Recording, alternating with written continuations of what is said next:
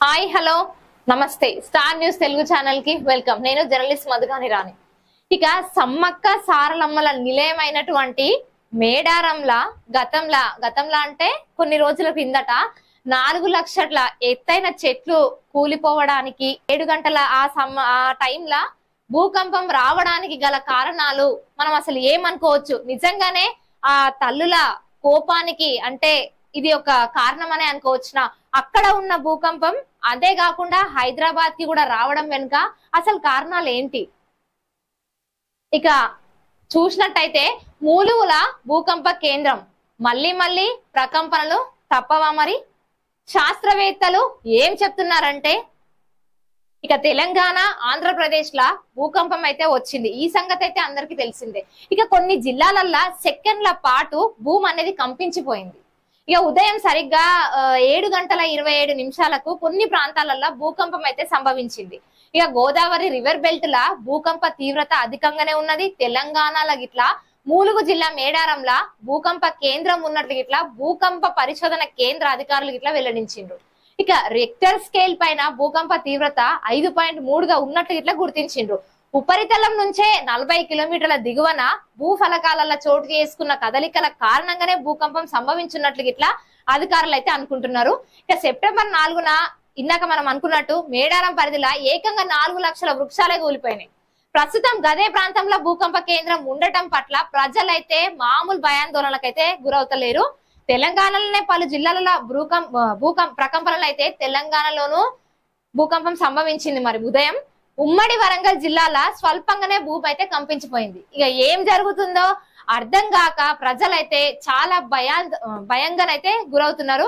ఉమ్మడి ఖమ్మం జిల్లా కొత్తగూడెం పట్టణంలోనూ 3 సెకండ్ల పాటు అయితే భూమి కంపించిపోయింది. ఇల్లందు పట్టణంతో పాటు పలు సమీప గ్రామాలలో గిట్లా ఇదే విధంగా స్వల్పంగానే భూమి అయితే కంపించింది. ఉమ్మడి ఆదిలాబాద్ జిల్లాల పలు ప్రాంతాలలో, మహబూబాబాద్ జిల్లా గంగారంలా ఇక ఇట్లాంటివి ఉమ్మడి కరీంనగర్ లా గిట్లా భూకంపం ప్రభావం అయితే కొంచెంగా కనిపించిందనే చెప్పుకోవచ్చు. ఇక కరీంనగర్, గోదావరి కని, సుల్తానాబాద్, హుజూరాబాద్ లా ఇక స్వల్పంగానే భూ ప్రకంపనలు అయితే వచ్చినాయి. ఉమ్మడి నల్గొండ జిల్లాలో గిట్లా స్వల్పంగానే భూమి అయితే కంపించింది. ఎందులో అంటే ఆత్మకూరు, హుజూర్ నగర్ ప్రాంతాలలో గిట్లా కొన్ని సెకండ్ల పాటు భూమి కంపించింది.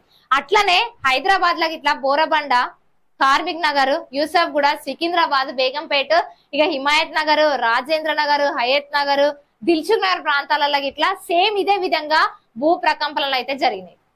ఇక ఏపీలో గిట్లా కొన్ని ప్రాంతాలలో భూ ప్రకంపనలు అయితే సంభవించినాయి. ఎన్టీఆర్ జిల్లాతో పాటుగా ఏలూరు జిల్లా, తూర్పు గోదావరి జిల్లా, కాకినాడ జిల్లాల గిట్లా ఉదయం 7 గంటల ఆ సమయంలోనే ఎక్కడైతే జరిగిందో అదే సమయంలో ఆంధ్రాలో కూడా కొన్ని సెకండ్ల పాటు అదే విధంగా ఇక్కడ జరిగిన విధంగానే భూమి అనేది కంపించింది.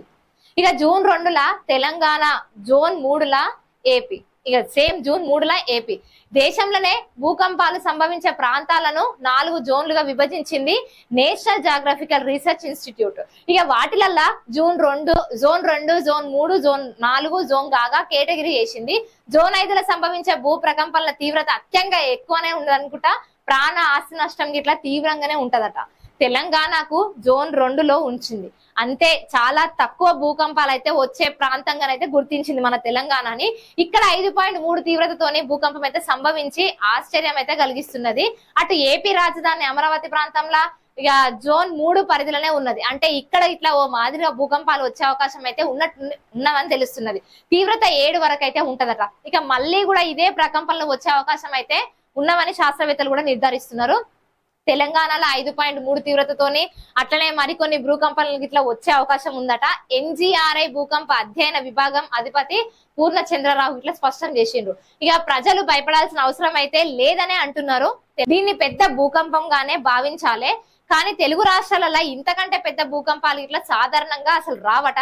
గతంలో వచ్చినవి ఇట్లా ఈ స్థాయిలోనే లేవు. ఇక ఈ భూకంపం కేంద్రం గోదావరి రివర్ బెల్ట్ పరిధిలో ఇట్లా ఉన్నది. గతంలోనూ గోదావరి నది ప్రవాహిక పరిసరాలలో ఇట్లా భూమిలా కొంచెం పగుళ్ళు అయితే ఏర్పడ్డాయి. వాటితోనే ఫాల్స్ అంటున్నారు. ఇక తాజాగా భూకంపానికి ప్రధాన కారణం ఫాల్స్ గానే భావిస్తున్నాం. ఇక తర్వాత చిన్న భూకంపాలు వస్తే ఇట్లా రావచ్చునట. వీటిని అఫర్డ్ షాక్స్ ఇట్లా అని అంటుంటారట. ఎక్కడైనా పెద్ద భూకంపం వస్తే కొన్ని రోజుల పాటు చిన్న చిన్న ప్రకంపనలు ఇట్లా వస్తాయి. ఇక వాటి గురించి పెద్దగా ఎవరు కూడా ప్రజలు భయపడాల్సిన అవసరం ఇట్లా లేదని అంటున్నారు. భూకంప తీవ్రత 6కు పైగా ఉంటేనే ప్రమాదంగా గుర్తించాలట.